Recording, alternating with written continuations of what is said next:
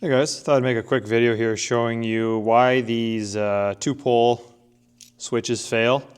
So this is like basically a switch where you can apply power to this terminal and this terminal, and then turning the switch on and off connects both of them at the same time. So it connects this one to this one and this one to this one for various applications. This particular one came out of a motor.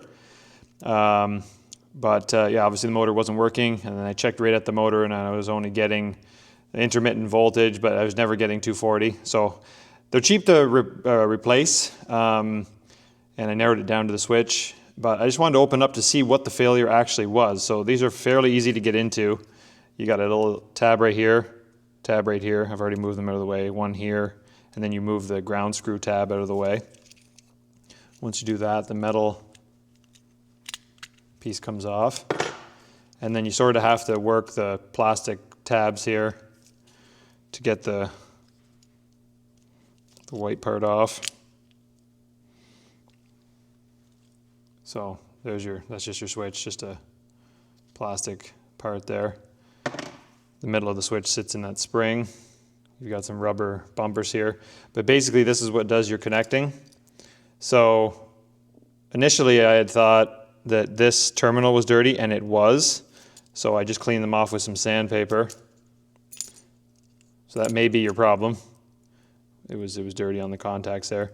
And so the way these work is they are basically always being forced closed, if that makes sense. This little spring here is keeping tension on here. And if that plastic switch wasn't there, this would always be connected because this is spring loaded right here.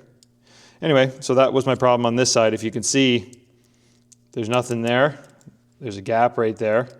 So with the switch or the plastic switch removed, there's a gap. Obviously there's no continuity. And if you pull this little mechanism out here, you can see